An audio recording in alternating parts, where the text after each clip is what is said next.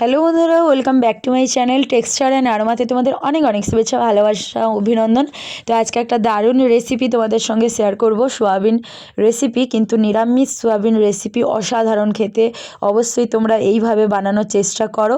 তো দেখো, আমি এখানে কড়াইতে তেল দিয়ে দিয়েছিলাম আর তেলটা গরম হয়ে গেছে। তো আলু আমি ডুমো ডুমো করে কেটে রেখেছি, আলুটা দিয়ে দিয়েছি কড়াইয়ের মধ্যে।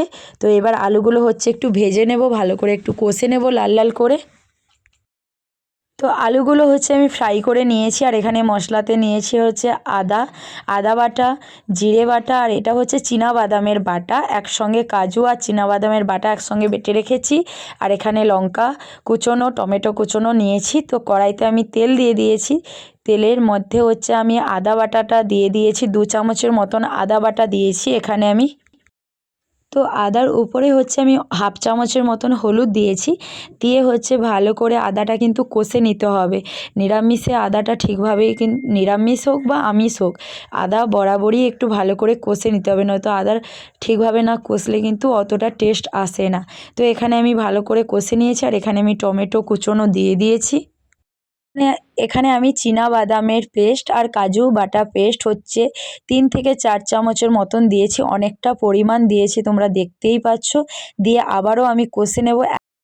এখানে এখানে তোমরা দেখতেই পাচ্ছ যে আমি খুব অল্প তেলেই রান্না করছি, কিন্তু নিরামিষে কি হয়, একটু তেলের পরিমাণটা বেশি থাকলে কিন্তু আরও টেস্টফুল হয়। কিন্তু আমি একদমই অল্প তেলেই কিন্তু রান্না করব, কিন্তু অসাধারণ টেস্ট হবে। তো এরপরে আমি জিরে বাটা 1 চামচের মতন দিয়ে দিয়েছি, দিয়ে আবারও আমি ভালো করে মশলা কষে নেব। মশলা কষা হয়ে গেছে, আমি অল্প করে একটু জল দিয়েছি, জাস্ট মশলাটা যাতে না পুড়ে যায় সেই কারণে। আর এখানে আমি কাশ্মীরি গুঁড়ো লঙ্কা 1 চামচ, আর লাল লঙ্কার গুঁড়ো 1 চামচ, ধনে গুঁড়ো 1 চামচ দিয়ে আবারও একটু ভালো করে আমি কষে নেব। এখানে জিরে গুঁড়ো 1 চামচ, একটু জল দিয়ে আবারও মশলাটা ভালো করে 5 থেকে 10 মিনিটের মতন কষে নেব।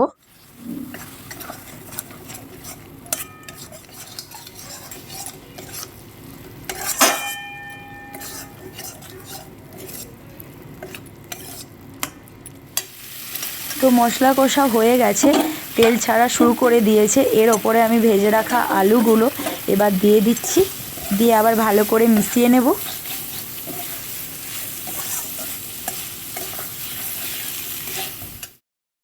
আর এখানে আমি সোয়াবিন হালকা করে একটু নুন দিয়ে সেদ্ধ করে জলটা বের করে রেখেছি, দিয়ে এর মধ্যে আমি দিয়ে দিচ্ছি। এবার দিয়ে আবার ভালো করে মিশিয়ে নেব। এখানে আমি 2টো কাঁচা লঙ্কা দিয়ে দিচ্ছি, তোমরা চাইলে বেশিও দিতে পারো, যেমন ঝাল খাবে সেই অনুযায়ী দেবে। আর নুন আমি স্বাদ অনুযায়ী দিয়ে দিচ্ছি, কারণ আগে আমি সোয়াবিন সেদ্ধ করার সময় নুন দিয়েছিলাম অল্প করে, সেই জন্য দেখে কিন্তু নুনটা অবশ্যই দেবে। যারা সোয়াবিনে নুন দেবে তারা অবশ্যই দেখে নুনটা দেবে। চিনি এখানে স্বাদ মতন দিয়েছি আমি। আর এখানে গরম জল বসিয়েছিলাম, হালকা গরম করে নিয়েছি। একটু গুঁড়ো দুধ 2 থেকে 3 চামচের মতন আমি এখানে গুঁড়ো দুধ ভালো করে পেস্ট করে নেব। আর এর মধ্যে আমি দিচ্ছি কাঁচা দুধ প্লাস গুঁড়ো দুধ, দুটোই একসঙ্গেই পেস্ট করে নিয়েছি, মিশিয়ে নিয়েছি। এর ওপরে আমি পুরোটাই দিয়ে দিচ্ছি, অনেকটা পরিমাণ নিয়েছি। তো এর মধ্যে আমি দিয়ে দিচ্ছি, দিয়ে আবার ভালো করে আমি এবার ফুটিয়ে নেব। এটা 10 মিনিটের মতন ফুটিয়ে নিলে একদম গ্রেভিটা মোটা হয়ে যাবে, আর তখনই দেখবে যে হয়ে গেছে রান্না। তো এখানে আমারও রান্না হয়ে গেছে। তো আর গার্নিশ করে দেখাচ্ছি কেমন হয়েছে রেসিপি।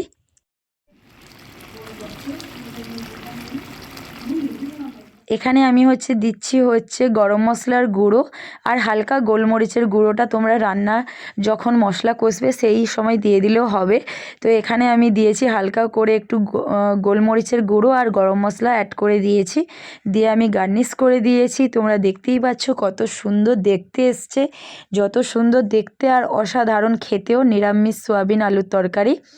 তো যদি ভালো লাগে এই রেসিপি, তাহলে অবশ্যই কী করবে, লাইক করবে, শেয়ার করবে, সাবস্ক্রাইব করবে, আর পাশে থাকা বেল আইকন বাটনে ক্লিক করে নিও, তাহলে আমার রান্নার ভিডিও সবার প্রথম তোমাদের কাছে পৌঁছে যাবে। আর কমেন্ট বক্সে কমেন্ট করে জানাবে কেমন হয়েছে না হয়েছে।